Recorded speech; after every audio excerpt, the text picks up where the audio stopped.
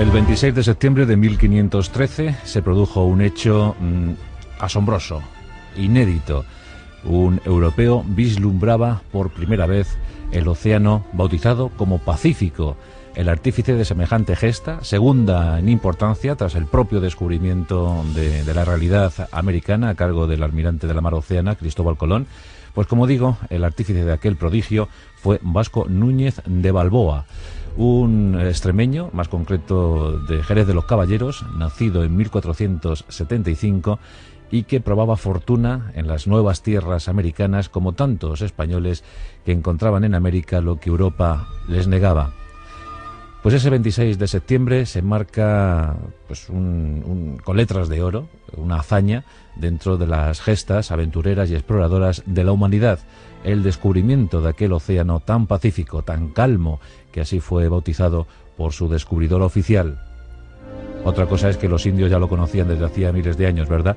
Pero el primer blanco que por lo menos se fijó en ese océano, que descubrió ese océano, fue Vasco Núñez de Balboa, y en compañía de algunos hombres que habían sufrido penalidades atroces en las selvas de Panamá. La verdad es que pocos consiguieron llegar hasta las costas del Pacífico. Uno de los acompañantes, precisamente, de Vasco Núñez de Balboa, era un tal Francisco Pizarro.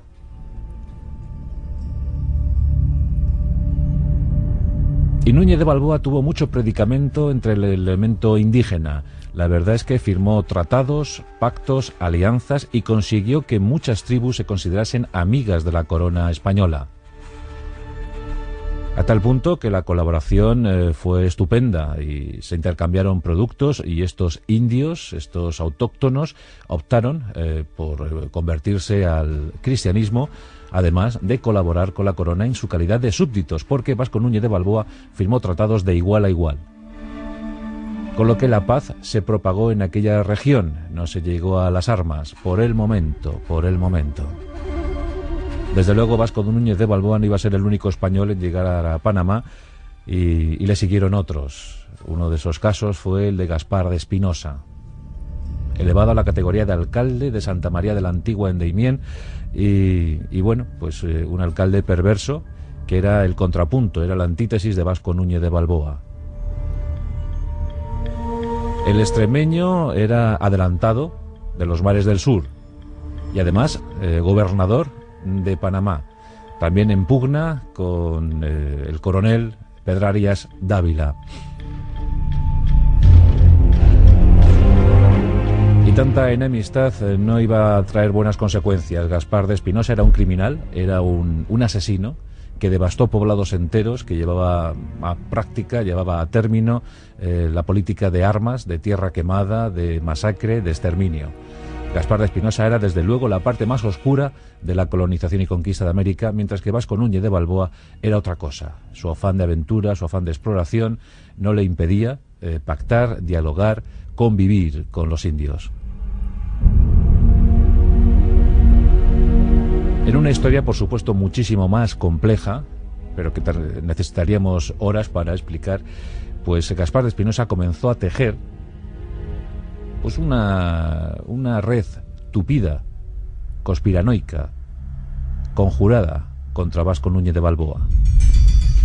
Y en el tiempo en el que el extremeño se disponía a iniciar pues el asalto a las tierras ignotas del Perú, del Pirú, como decían entonces, se presumía que había un reino potentísimo, un reino rico, un reino magnánimo y excelente en el sur, y Vasco Núñez de Balboa se preparó para emprender esa conquista. Hubiese sido el conquistador del Perú.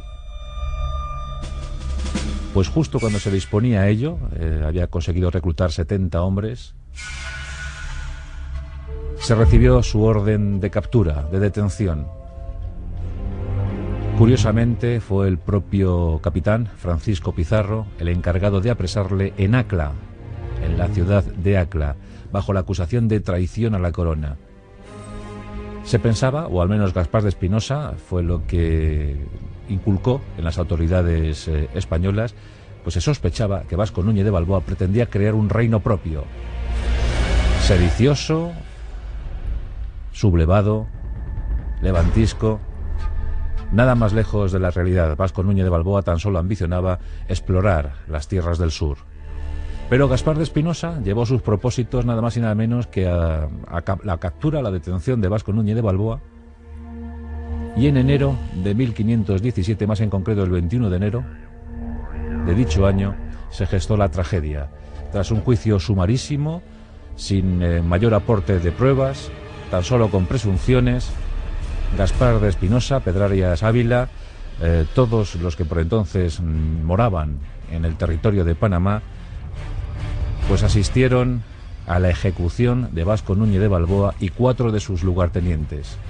Los 5 fueron ahorcados y posteriormente decapitados, sus cabezas clavadas en pica y exhibidas públicamente, en uno de esos actos sin explicación posible, injusto. Uno de los grandes héroes de la conquista española de América, pues sucumbió de esa manera tan vil, tan traidora, tan arrogante. Gaspar de Espinosa, del que poco más se supo, y lo que se supo tampoco merece la pena ser relatado.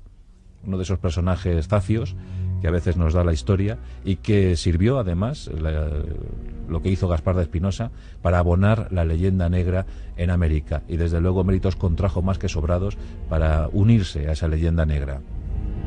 Vasco Núñez de Balboa, ejecutado con sus 4 lugartenientes ese 21 de enero de 1517, tenía 41 años de edad, y todo por hacer, aunque ya había hecho suficiente. Había descubierto para los europeos, para España, nada más y nada menos que el Océano Pacífico. Pero hay que dar ese versus para la historia, los enemigos íntimos de la historia. Un envidioso, como era Gaspar de Espinosa, alcalde de Santa María de la Antigua en Daimiel, en la actual Panamá, pues se conjuró para quitarse de en medio al que él entendía como un peligroso enemigo, Vasco Núñez de Balboa, el gran héroe del descubrimiento del Pacífico. Los enemigos íntimos de la historia.